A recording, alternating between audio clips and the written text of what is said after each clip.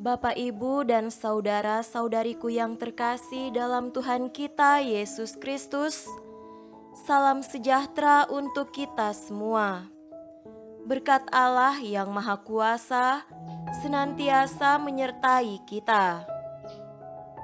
Marilah kita mendengarkan dan merenungkan bacaan-bacaan kitab suci hari Senin tanggal 21 Maret tahun 2022. Bacaan pertama dari kitab kedua Raja-Raja pasal 5 ayat 1 sampai 15a.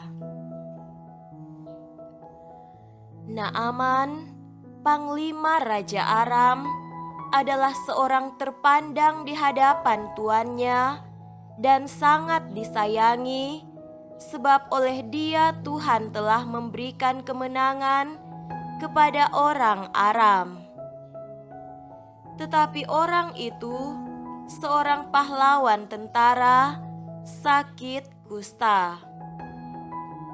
Orang Aram pernah keluar bergerombolan dan membawa tertawan seorang anak perempuan dari negeri Israel. Ia menjadi pelayan pada istri Naaman. Berkatalah gadis itu kepada nyonyanya, "Sekiranya tuanku menghadap nabi yang di Samaria itu, maka tentulah nabi itu akan menyembuhkan dia dari penyakitnya." Lalu pergilah Naaman memberitahukan kepada tuannya, katanya, "Beginilah dikatakan oleh gadis yang dari negeri Israel itu." Maka jawab Raja Aram, "Baik, pergilah dan aku akan mengirim surat kepada Raja Israel." Lalu pergilah Naaman dan membawa sebagai persembahan 10 talenta perak dan 6.000 shikal emas dan 10 potong pakaian.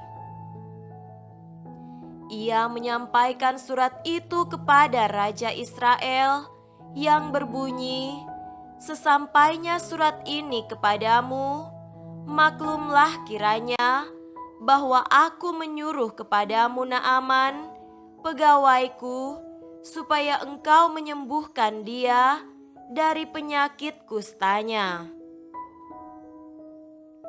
Segera sesudah Raja Israel membaca surat itu, dikoyakkannyalah pakaiannya serta berkata, "Allahkah aku ini yang dapat mematikan dan menghidupkan, sehingga orang ini mengirim pesan kepadaku supaya kusembuhkan seorang dari penyakit kustanya? Tetapi sesungguhnya, perhatikanlah dan lihatlah, ia mencari gara-gara terhadap aku." Segera sesudah didengar Elisa, abdi Allah itu, bahwa Raja Israel mengoyakkan pakaiannya, dikirimnyalah pesan kepada raja, bunyinya, "Mengapa engkau mengoyakkan pakaianmu? Biarlah ia datang kepadaku, supaya ia tahu bahwa ada seorang nabi di Israel." Kemudian datanglah Naaman dengan kudanya dan keretanya, lalu berhenti di depan pintu rumah Elisa. Elisa menyuruh seorang suruhan kepadanya mengatakan, "Pergilah mandi 7 kali dalam sungai Yordan, maka tubuhmu akan pulih kembali, sehingga engkau menjadi tahir." Tetapi pergilah Naaman dengan gusar sambil berkata, "Aku sangka bahwa setidak-tidaknya ia datang keluar dan berdiri memanggil nama Tuhan Allahnya, lalu menggerak-gerakkan tangannya di atas tempat penyakit itu, dan dengan demikian menyembuhkan penyakit kustaku. Bukankah Abana dan Parpar, sungai-sungai Damsik, lebih baik dari segala sungai di Israel? Bukankah aku dapat mandi di sana dan menjadi tahir?"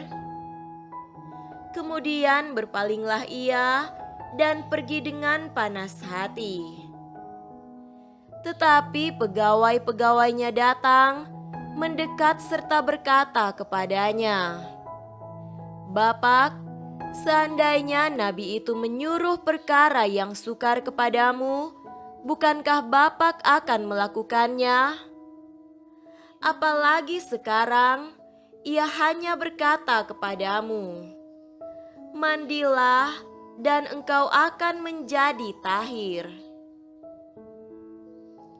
Maka turunlah ia membenamkan dirinya 7 kali dalam sungai Yordan, sesuai dengan perkataan abdi Allah itu.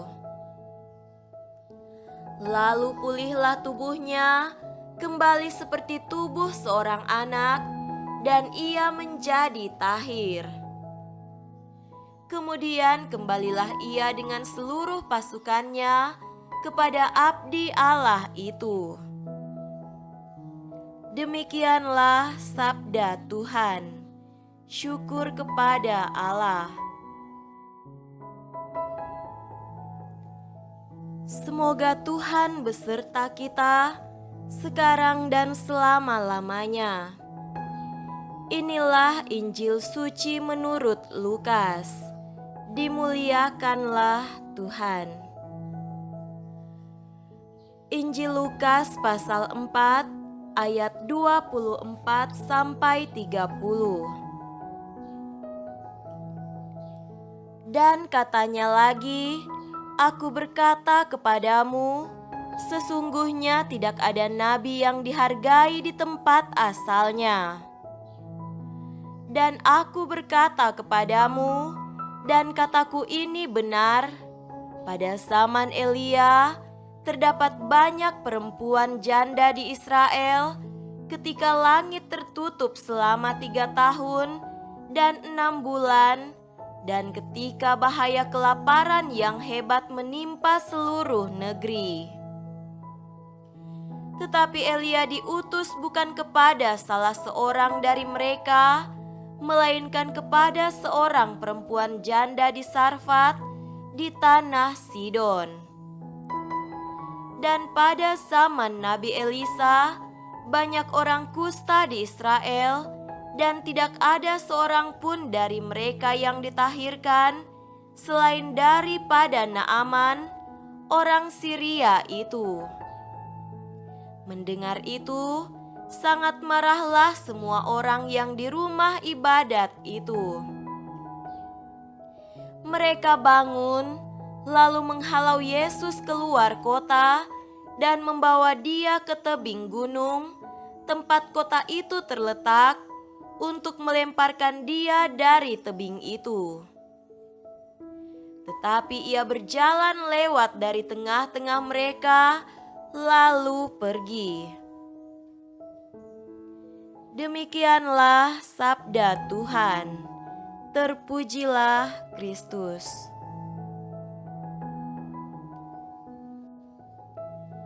Saudara-saudariku yang terkasih dalam Tuhan kita Yesus Kristus, tema renungan kita pada hari ini adalah rendah hati menerima Tuhan. Bacaan pertama pada hari ini menceritakan penyembuhan Naaman oleh Nabi Elisa. Naaman, panglima tentara Raja Aram, sangat dihormati dan disegani oleh tuannya dan oleh semua orang di Syria. Dia adalah pria yang kuat, kaya dan ditakuti. Dia adalah orang yang sukses.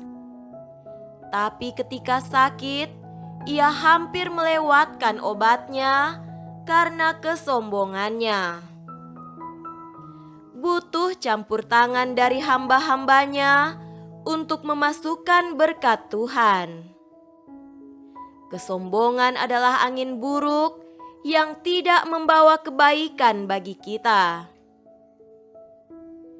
Kitab suci memberitahu kita bahwa Allah menolak orang yang sombong, tetapi memberikan kasih karunia-Nya kepada orang yang rendah hati.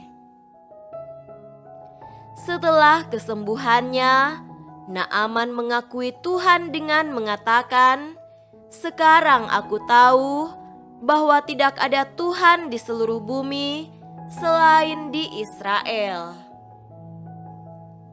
Saudara-saudariku yang terkasih, selanjutnya bacaan Injil pada hari ini bercerita tentang penolakan terhadap Yesus oleh orang-orang sekampungnya.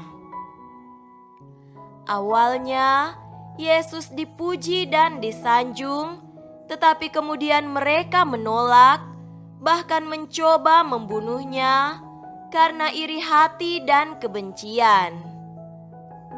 Demikian, mereka menutup pikiran mereka terhadap perkataan dan perbuatannya. Akibatnya, mereka gagal mendapatkan berkat Tuhan. Mereka perlu bertobat dan diselamatkan seperti Naaman. Karena penolakan ini, Yesus pergi meninggalkan mereka dan melayani orang lain, termasuk orang bukan Yahudi.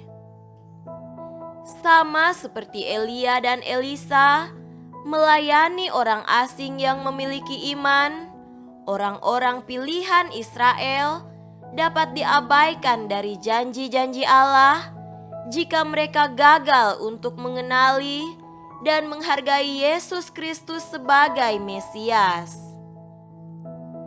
Saudaraku terkasih, Paskah adalah waktu bagi kita untuk membuka hati kita kepada Tuhan dan mengakui Dia di depan umum. Sudah saatnya bagi kita untuk menjauh dari prasangka dan kesombongan kita agar akrab dan dekat dengan Tuhan.